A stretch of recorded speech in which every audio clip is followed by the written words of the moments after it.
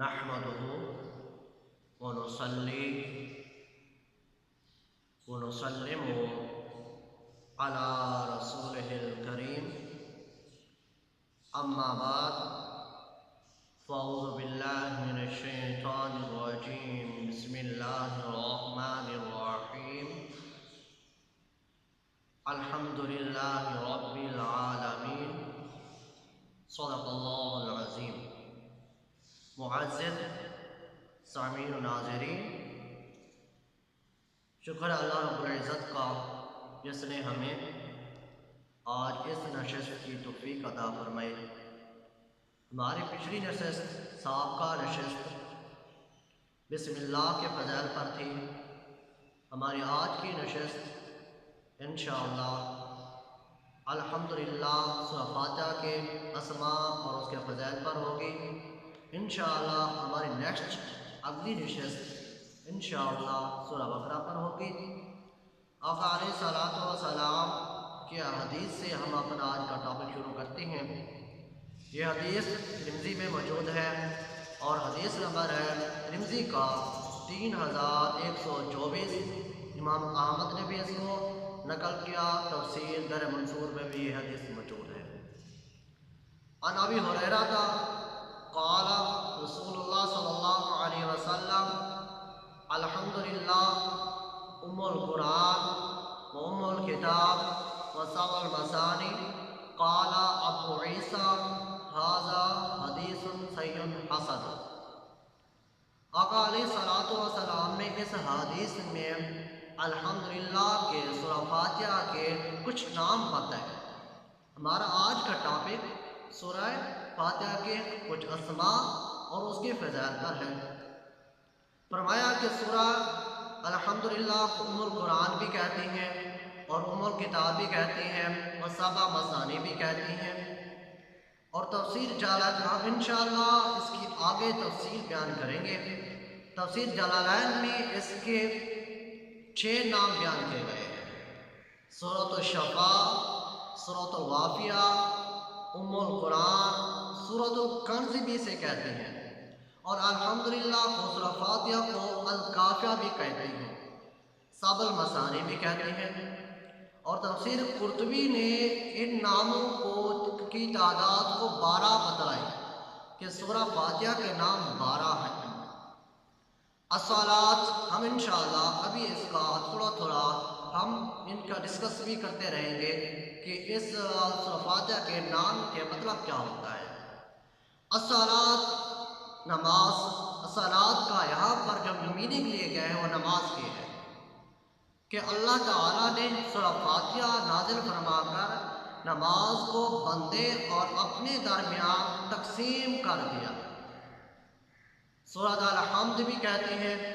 سورۃ الحمد کے بارے میں آپ بہتر جانتے ہیں کیونکہ اللہ تعالیٰ کی اس سورت میں حمد و ثنا کی جا رہی ہے. اللہ تعالیٰ کے اوصاف، کمالات، جلال بیان کیا جا رہا ہے، اس لیے اس سورت کو الحمد کہا گیا. فاتحہ الکتاب بھی کہتے ہیں.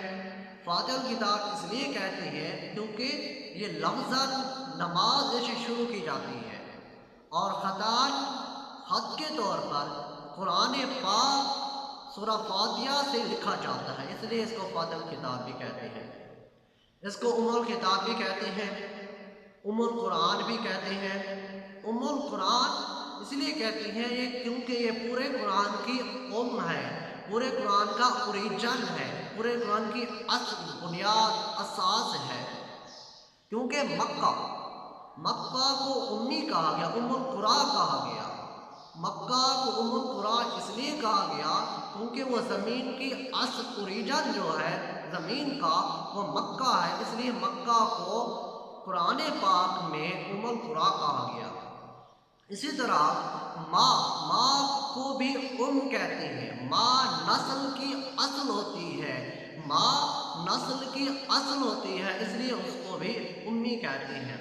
اور جنگ کا جھنڈا اس کو بھی کہا جاتا ہے، اس لیے کہ جنگ کا جھنڈا سب سے آگے ہوتا ہے اور سولجر سپاہی اس کے پیچھے اس کی پیروی کر رہی ہوتی ہے، اس لیے اس کو بھی کہتے ہیں.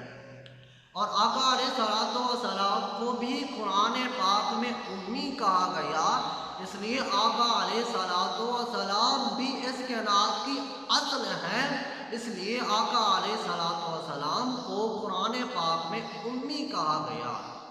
سورہ فاتحہ کو بھی اس لیے امی کہتی ہیں کہ پورے قرآن کا علم اس سورہ فاتحہ میں موجود ہے۔ اس کو المثانی بھی کہتے ہیں۔ المثانی اس لیے کہتے ہیں کیونکہ یہ بار بار دہرائی جاتی ہے، ہر نماز میں، ہر نماز کی ہر رکعت میں اسے پڑھنا پڑتا ہے، اس لیے اس کو سورہ المثانی بھی کہا جاتا ہے۔ القرآن العظیم بھی اس کو کہتے ہیں۔ امام قرطبی اس کو القرآن العظیم کے نام سے بھی لکھتے ہیں، فرماتی ہیں کہ اس لیے کہ یہ قرآن عظیم ہے کیونکہ اس میں اللہ تعالیٰ کی وحی بیان کی جا رہی ہے، اللہ تعالیٰ کے اوصاف، اللہ تعالیٰ کی خصوصیات، اللہ تعالیٰ کا جلال، اللہ تعالیٰ کے کمالات بیان کیے جا رہے ہیں، اس لیے قرآن عظیم ہے۔ اس کو شفا بھی کہتی ہیں۔ در منصور میں ہے، دارمی شریف کی حدیث ہے، حضرت ابو سعید خدری سے روایت ہے، فرماتے ہیں کہ آقا علیہ الصلوۃ والسلام نے فرمایا فاتح الکتاب ہر زہر سے شفا ہے، ہر پوائزن سے شفا ہے۔ اس کو رقیہ بھی کہتی ہیں۔ رقیہ عربی زبان کا لفظ ہے، اردو کا جو اس کا مطلب ہوتا ہے وہ ہوتا ہے دم کرنا۔ آقا علیہ الصلوۃ والسلام کی صحابہ کی ایک دستہ، ایک جماعت کسی علاقے میں گئے تو ان سے جا کر کھانا طلب کیا، انہوں نے کھانا نہ دیا تو ان کے سردار کو بچھو نے ڈس لیا۔ وہ آئے، وہ صحابہ سے عرض کیا کہ آپ ہمارے سردار کو دم کر دیں، ہم آپ کو بکریاں دیں گے۔ حضرت ابو سعید خدری فرماتے ہیں کہ ہم نے ان کو دم کیا اور ان کا سردار ٹھیک ہو گیا اور انہوں نے ہمیں بکریاں دی۔ اس لیے سورہ فاتحہ کو اور رقیہ بھی کہتے ہیں، یعنی دم کرنے والی سورت۔ اس کو اساس بھی کہتے ہیں، اساس یعنی بنیاد۔ حضرت ابن عباس فرماتے ہیں کہ ہر چیز کی ایک اساس ہوتی ہے۔ حضرت ابن عباس فرماتے ہیں کہ ہر چیز کی ایک اساس ہوتی ہے۔ دنیا کی اساس مکہ ہے اور آسمانوں کی اساس عریب ہے، یہ 7واں سب سے اوپر والا آسمان ہے، اور زمین کی اساس عجیب ہے، یہ سب سے نچلی زمین ہے، اور جنتوں کی بنیاد جنات عدن ہے، یہ جنتوں کی ناف ہے۔ آگ کی بنیاد جہنم ہے، یہ سب سے نچلا درجہ ہے جس پر درکات کی بنیاد رکھی گئی ہے۔ خلق کی بنیاد، خلق کی اساس حضرت آدم علیہ السلام ہے، اور انبیاء کی اساس حضرت نوح علیہ السلام ہے۔ اسی طرح بنی اسرائیل کی بنیاد اساس، بنی اسرائیل کی اساس حضرت یعقوب علیہ السلام ہے، اور تمام کتب کی اساس قرآن ہے۔ جب تمام کتب کی اساس قرآن ہے تو کوئی چیز قرآن کی تو اساس ہونی چاہیے۔ حضرت ابن عباس فرماتے ہیں کہ قرآن کی اساس سورہ فاتحہ ہے، اور سورہ فاتحہ کی اساس بسم اللہ ہے۔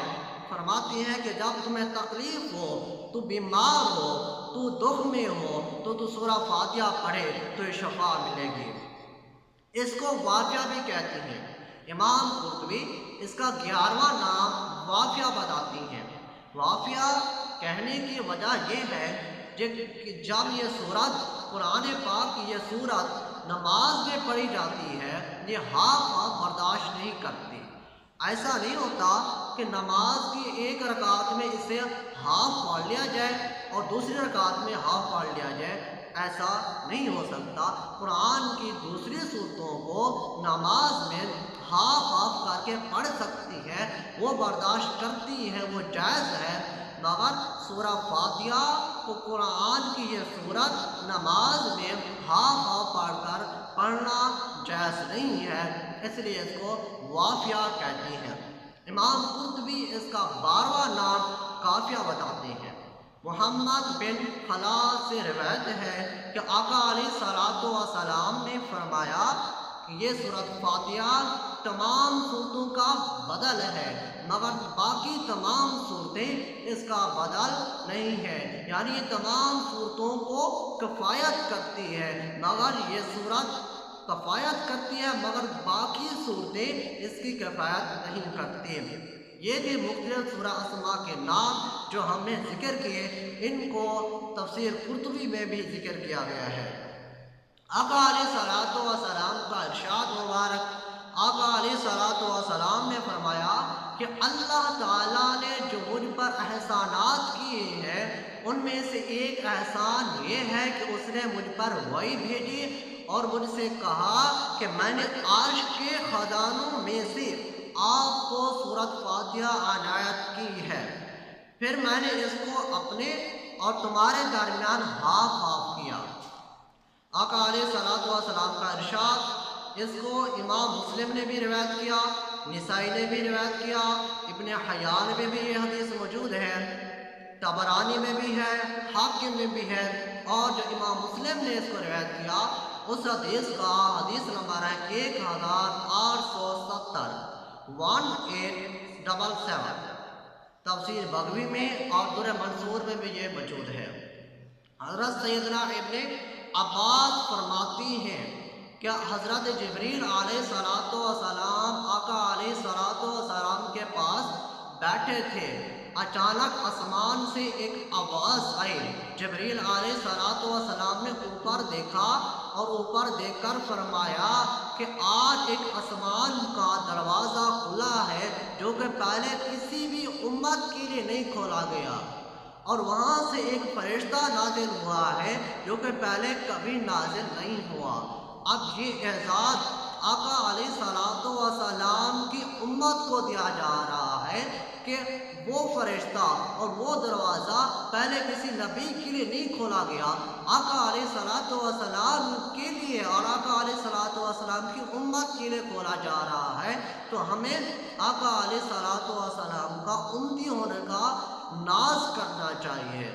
حضرت جبریل فرماتی ہے کہ وہ فرشتہ پہلے کبھی نہیں اترا، اور وہ فرشتہ آقا علیہ الصلوۃ والسلام کی خدمت میں حاضر ہوتا ہے اور حاضر ہو کر سلام کرتا ہے، سلام کے بعد عرض کرتا ہے کہ یا رسول اللہ، آپ کو دو نوروں کی بشارت ہو، آپ کو دو نوروں کی بشارت ہو، ایک نور سورہ فاتحہ اور ایک نور سورہ بقرہ کے آخری آیات۔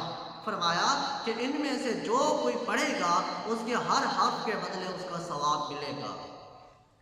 تفسیر بغوی میں ہے، حاویہ بن صالح ابی فروا سے روایت ہے کہ شیطان کو 3 بار بہت زیادہ تکلیف ہوئی، 3 بار۔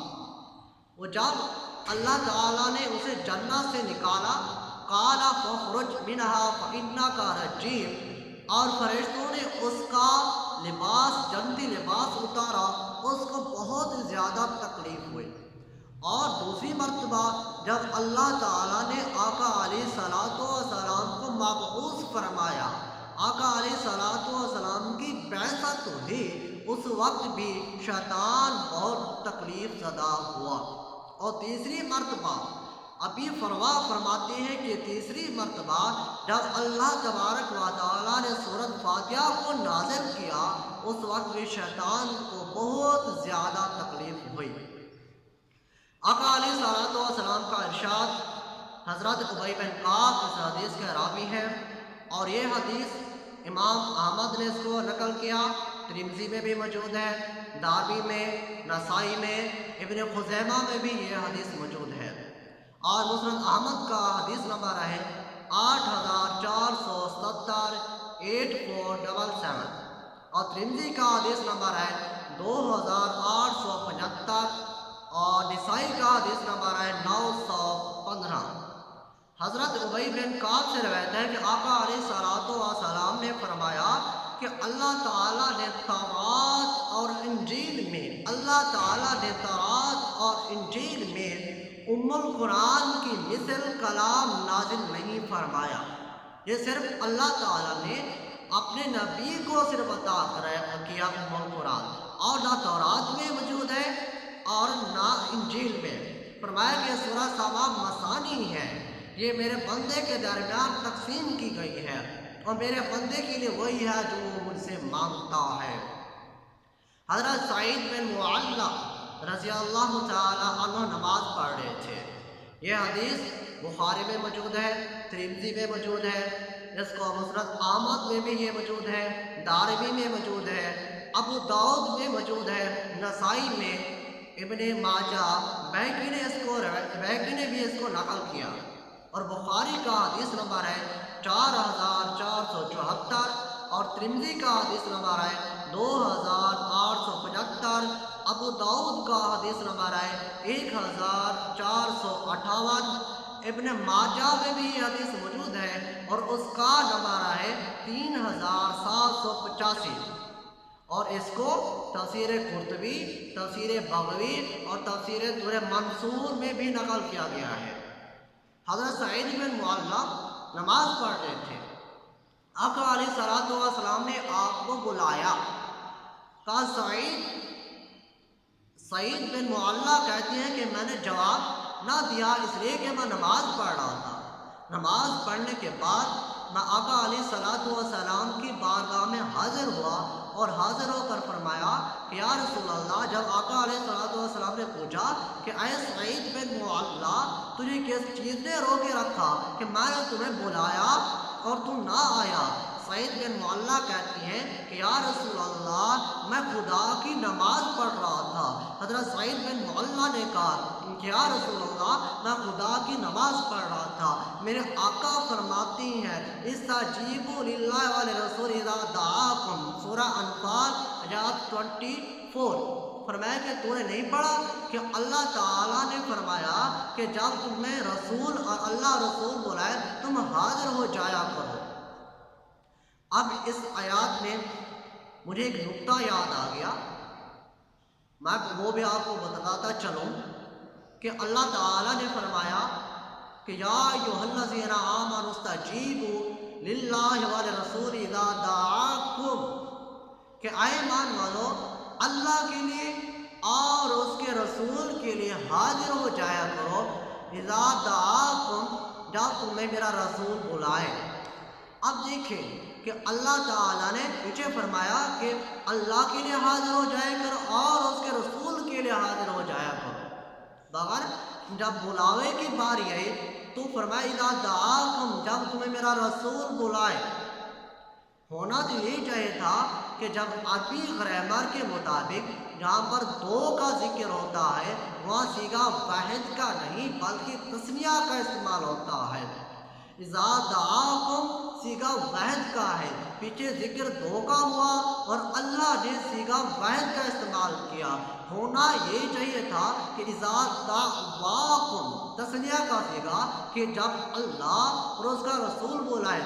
اللہ نے فرمایا نہیں، میں نے اذا دعواکم نہیں فرمایا، اس لیے کہ اگر مصطفیٰ کا بلاوا اور خدا کا بلاوا الگ الگ ہوتا تب میں فرماتا اذا دعواکم، فرمایا کہ بلاوا مصطفیٰ بلاوا خدا ہے، اس لیے فرمایا اذا دعاکم۔ سمجھو کہ جب تمہیں میرا رسول بلا رہا ہے سمجھو کہ وہ خدا بلا رہا ہے۔ جب تم رسول کی بارگاہ میں حاضر ہو رہے ہو تو رسول کی بارگاہ میں صرف نہیں بلکہ خدا کی بارگاہ میں حاضر ہو رہے ہو۔ سعید بن معلّہ فرماتی ہیں میں نے عرض کیا کہ یا رسول اللہ، میں نماز پڑھ رہا تھا۔ آقا علیہ السلام نے فرمایا کہ تو نے نہیں پڑھا استجیبوا للہ وللرسول اذا دعاکم۔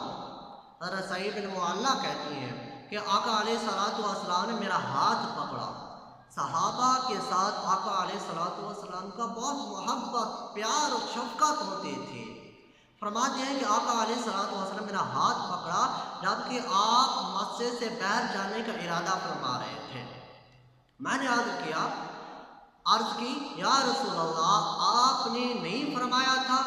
صحابہ کے الفاظ دیکھیں کس طرح ادب کے ساتھ، احترام کے ساتھ یا رسول اللہ کہہ کر پکارتے تھے، کبھی نام نہیں لیا صحابہ نے، یا محمد کے الفاظ استعمال صحابہ نے نہیں کیے، اور قرآن میں بھی یا محمد کا الفاظ آقا علیہ السلام کے لیے استعمال ہوا ہی نہیں۔ جب یہ صحابہ عرض کرتے کہ یا رسول اللہ فداک امی و ابی، آقا علیہ الصلوۃ والسلام پر صحابہ اپنے والدین بھی قربان کرتے، خود بھی قربان ہوتے، مال بھی قربان کرتے، اپنی جانیں تک بھی قربان کر دیتے۔ فرماتے ہیں کہ میں نے کہا یا رسول اللہ کہ آپ نے نہیں فرمایا تھا کہ میں آپ کو ایک قرآن کی صورت عطا کروں گا جو کہ وہ سورہ عظیم ہے؟ آقا علیہ الصلوۃ والسلام نے فرمایا ہاں وہ سورہ فاتحہ ہے اور وہ قرآن عظیم ہے جو مجھے عطا کی گئی ہے۔ تفسیر مظہری اور در منصور میں ہے، حضرت علی سے روایت ہے آقا علیہ الصلوۃ والسلام نے فرمایا کہ سورۃ فاتحہ اس صورتوں میں سے، اس خزانوں میں سے ہے جو کہ عرش کے نچلے خزانے ہیں۔ حضرت علی رضی اللہ تعالی عنہ فرماتے ہیں، اب دیکھیں سورہ فاتحہ کا علم بیان کیا جا رہا ہے کہ سورہ فاتحہ میں کتنا علم ہے۔ یہ آپ کو سن چکے ہیں، پیچھے گزر چکا ہے کہ سورہ فاتحہ ام القرآن اس لیے کہتے ہیں کہ پورے قرآن کا اس میں علم ہے۔ اور حضرت علی کے علم کا ذرا موازنہ کریں جس کے بارے میں آقا علیہ الصلوۃ والسلام نے فرمایا ہو کہ انا مدینۃ العلم و علی بابھا، کہ میں علم کا شہر ہوں اور علی اس کا دروازہ ہے۔ آقا علیہ الصلوۃ والسلام نے یہ فرما کر اپنی امت کو یہ سبق سکھایا کہ جب تم میرے علم کے شہر میں پہنچنا، میرے علم کے شہر میں رسائی تک آنا چاہتے ہو تو پہلے علی کے علم کے دروازے سے گزر کر تمہیں آنا پڑے گا۔ جو علی سے محبت نہیں رکھے گا، جو علی کے دروازے سے گزرنا نہ چاہے گا، وہ میرے علم کے دروازے پر بھی نہیں پہنچ سکے گا۔ حضرت علی فرماتے ہیں کہ اگر میں سورہ فاتحہ کی تفسیر لکھنا چاہوں تو 70 اونٹ کے بوجھ کے برابر لکھ سکتا ہوں۔ کتنا حضرت علی کے پاس علم ہوگا۔ آقا علیہ الصلوۃ والسلام نے فرمایا، یہ تفسیر بغوی میں ہے کہ سورۃ فاتحہ منجیہ ہے، جس مقصد کے لیے پڑھی جائے اللہ تعالیٰ اس مقصد کو پورا فرمائے گا، وہ مقصد حاصل ہوگا۔ تفسیر بغوی میں ہے آقا علیہ الصلوۃ والسلام نے فرمایا سورہ فاتحہ ہر غم کی شفا ہے۔ آپ دیکھیں اللہ تعالیٰ نے اپنی قرآن میں ہر چیز کے لیے شفاعت رکھی ہے، شفا رکھی ہے۔ مومنین کے لیے قرآن نازل بھی اس لیے کیا تاکہ مومنین اسے نفع اٹھائیں، مومنین کے لیے شفاعت ہو، مومنین کے لیے رحمت ہو۔ آقا علیہ الصلوۃ والسلام نے فرمایا سورہ فاتحہ ہر غم کی شفا ہے۔ تفسیر بغوی میں ہے آقا علیہ الصلوۃ والسلام، اب یہاں سے سورہ فاتحہ کے عملیات شروع ہو رہی ہے کہ اگر ہم سورہ فاتحہ کا دم کریں یا سورہ فاتحہ کو پانی میں دم کریں یا سورہ فاتحہ کسی پر دم کریں تو اس کا اثر کیا ہوگا۔ آقا علیہ الصلوۃ والسلام نے فرمایا جس گھر میں غربت ہو، بے سر و سامانی ہو، تنگی ہو، تنگ و دستی ہو، غربت نے اس گھر کا بیڑا غرق کر رکھا ہو، میرے آقا فرماتے ہیں وہ سورہ اخلاص اور سورہ فاتحہ کو پڑھے، اللہ تبارک و تعالی خوشحالی دے گا، اس سے غربت کو، تنگی کو، تکالیف کو دور فرما دے گا، اللہ تعالیٰ کی طرف سے رحمت ہوگی، اللہ تعالیٰ کی طرف سے اس گھر میں برکت ہوگی۔ تفسیر بغوی میں ہے آقا علیہ الصلوۃ والسلام نے فرمایا جو آدمی سوتے وقت سورہ اخلاص پڑھ لے اور سورہ فاتحہ کو پڑھ لے، موت کے علاوہ اسے کوئی تکلیف نہیں آ سکتے۔ آقا علیہ الصلوۃ والسلام کا یہ قول مبارک تفسیر بغوی میں موجود ہے۔ آقا علیہ الصلوۃ والسلام نے فرمایا جو شخص بارش کے پانی میں 70 بار سورہ فاتحہ، 70 بار آیات الکرسی اور 70 بار قل هو اللہ احد اور 70 بار سورۃ معوذتین کو پڑھ کر دم کرے، آقا علیہ الصلوۃ والسلام نے اس حدیث میں گارنٹی دے کر فرمایا کہ قسم ہے اس ذات کی جس کے قبضے قدرت میں میری جان ہے کہ حضرت جبریل علیہ السلام میرے پاس آئے اور آ کر خبر دی کہ جو شخص اس دم کیے ہوئے پانی کو بلا ڈانگا 7 دن پیے گا، اللہ تعالیٰ اس کے جسم سے بیماری کو دور فرما دے گا، اس کی رگوں، ہڈیوں اور تمام اعضاء سے بیماری کو اللہ تبارک و تعالیٰ دور فرما دے گا۔ امام دہلوی لکھتے ہیں مسند فردوس میں حضرت عمران بن حسین سے روایت ہے، آقا علیہ الصلوۃ والسلام نے فرمایا، فاتحہ اور آیات الکرسی جب کوئی بندہ اپنے گھر میں پڑھتا ہے تو اللہ تبارک و تعالیٰ کی طرف سے اتنا رحمت ہوتی ہے کہ اس کو اس دن نظر بد نہیں لگ سکتی ہے۔ اب آپ اندازہ فرمائیں آقا علیہ الصلوۃ والسلام نے سورہ فاتحہ کے بارے میں کتنے خصائص بتائے، فضلات بتائے، فضائل بتائے، اور فرمایا کہ ہر غم کی شفا ہے، ہر دکھ کی تکلیف کا، ہر درد کا سورہ فاتحہ میں علم موجود ہے، سورہ فاتحہ ہر غم کی شفا ہے۔ اور آقا علیہ الصلوۃ والسلام نے یہ بھی فرمایا جو سورہ فاتحہ پڑھے گا اس کے جسم سے سارا بیمار ٹل جائیں گے۔ آقا علیہ الصلوۃ والسلام نے یہ بھی فرمایا کہ جو شخص سورہ فاتحہ کا ورد کرے گا اور جو نیک مقصد ہوگا وہ پورا ہوگا۔ اب آپ اندازہ کریں آقا علیہ الصلوۃ والسلام کے ان فرمودات سے کہ سورہ فاتحہ کتنا ایک طاقت رکھتی ہے، سورہ فاتحہ میں اللہ تعالیٰ نے کتنا ایک شفاعت رکھی ہے۔ اللہ تعالیٰ ہم سب کو سورہ فاتحہ کو صحیح معنی پڑھنے کی توفیق عطا فرمائے۔ وما علینا الا البلاغ المبین۔ السلام علیکم ورحمۃ اللہ وبرکاتہ۔